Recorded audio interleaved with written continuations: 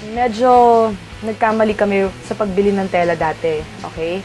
Hindi namin na-consider yung mga simple things like maiinitan ba yung tao, makakatihan ba, masyado bang makapal na yung pagbagsak medyo lalaki. Very important factor yung tela na medyo we left it. Pabalik kami dito, hopefully, mag-source talaga kami ng tela. Kasi for me, it's a very important factor. Yung pinakakakalabasan ng damit will depend sa tela talaga. Hindi lang kay Manang Carmen, syempre, dun sa pagtatahi niya, but talaga dun sa tela eh. Kasi mag-iiba yung bagsak once makuha namin yung tamang tela. Tapos, syempre, yung pinaka-look niya makukuha rin namin. Ngayon kasi yung nagawa namin parang sa mukhang Nazareno. Yung isa. Hindi, kasi magandang tingnan sa picture. Pero pagdating dun sa actual thing, mag-iiba talaga one way or another. So, we have to adjust ourselves also. At least we have something to base it upon now. Once makita mo yung finished product, you can make changes, you can decide from it also after. Because we went to Baclaran with Kathy, nahirapan kami humanap ng tela talaga kasi mahirap pumili eh. Yeah, tapos magpiprinted din kami na mga tela para mas okay. Mana yung changes dito, okay lang kasi yung diamond niya, kailangan mas medyo babaan pa natin mataas, babaan pa ng konti. 1 inch. Plus James? Plus 2 inches or 3? Manang plus 3. Tapos mas diamond pa siya doon. Oh, yun. So, hindi kasi masyado halata eh. Siguro. Kaya may orange. Tapos manang, yung sa sleeves masyado maluwag. Masyadong wide. Actually, kailangan habaan niya. Habaan. Makahabaan pa ba yan? We're giving ourselves less than a week to pick the right one, the right tela. After getting the we'll go back here tapos papaayos na namin ulit. Yun na yung mas maayos. Yung medyo final na talaga, konting-konti na lang talaga yung mga babaguhin. Actually, mahirap dito yung sleeves kasi alanganin eh. You don't know if it's too loose or too tight. Kasi hand niya ganyan, so mas iiksi siya. Siguro Manang, standby muna to. Kuha kami ng isa pang tela kasi for this. Oo, kasi hindi. Ito na lang ayusin niyo talaga. So, bale to, sleeves. Tapos yung paghigpit dun sa taas tsaka sa baba, garterize tong dalawa, yung balloon dito, tapos yung linya dito sa likod.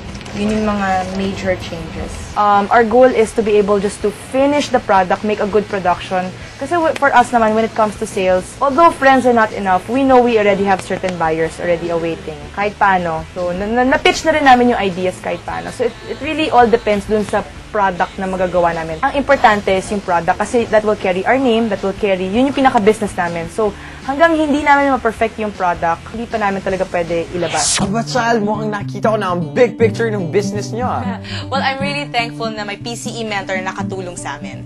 Siyempre, with a PCE mentor by your side, how can you go wrong? Definitely not, kasi mas nakaka-inspire talaga, Iko. Parang mas na-excite ako for our business. Pero ano na ba ang next step nyo? Well, next step, that you have to wait for until next week. Ano ba yan? Bitin na naman! Chicken!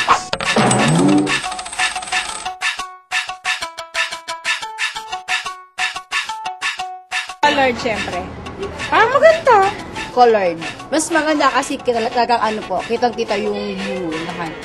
Colored. Colored. Mas na-emphasize yung itsura mo pag colored. Always maganda ang colored, no? Kaysa sa black and white. Problema lang sa colored, dapat may itsura ka rin para lumabas, no? Maging tumingkad yung kaganda ng lalaki mo. I preferred colored. Kasi, syempre, litaw yung gusto mong mangyari. Colored. Colored. Depends sa copy. Wala lang. 50 plus. Colored. Para mas live. Colored. Oh, mas maganda. Mas kuha lahat eh. Mas Colored. Mas maganda ko na.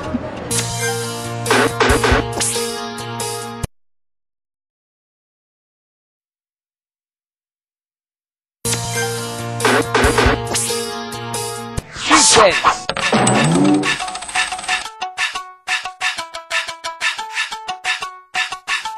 digital. Siyempre, kasi mas maganda ang high-tech yun.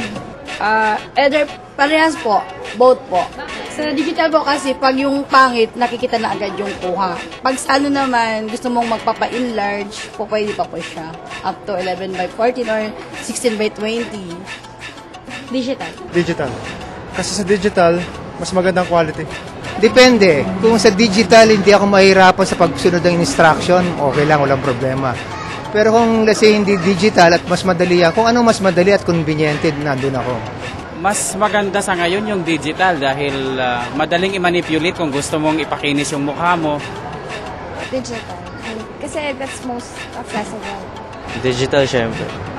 Yun na yung bago ngayon. Saka yung mas, mas madali siya, parang mas convenient na siya gamitin. Digital. Para madidelete, may ayos. Phone. Well, depende kung ano yung available. Digital. Magandang gabi po sa inyong lahat. Ako po si Chal. Ako naman po si Iko. Para sa nagbabagang balita, kami po ang Go News. Para sa karagdagang impormasyon o kung meron man kayong mga problema, pwede kayong mag-log on sa Go Negosyo website. Ito ay ang www.gonegosyo.net. Sa Go Negosyo, ang mga mentors mismo ng PCE ang sasagot sa inyong mga katanungan.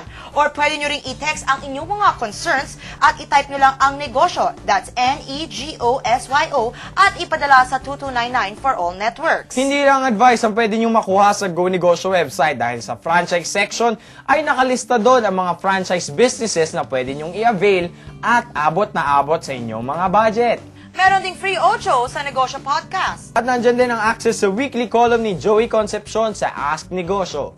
Ano pang hinihintay nyo? Mag-Go Negosyo na para big time. Ako po ulit si Chal. At ito po si Iko. At dyan po nagatapos ang aming Go News. It is always better to do an intensive research before starting a photography business, just so that you know the pros and cons involved in it. Also, some good ideas involve subscribing to good magazines related, of course, to the photography industry. But the internet may be your biggest source of information, and it can provide you with a plethora of career opportunities and even more information to start up your photography business. Isa na naman pong business venture ang ating napag-usapan. Sana po, marami kayong natutunan. At nakuhang dagdag kaalaman para masimulan ang sarili nyong business. Thank you for joining us tonight, and we'll see you again next week.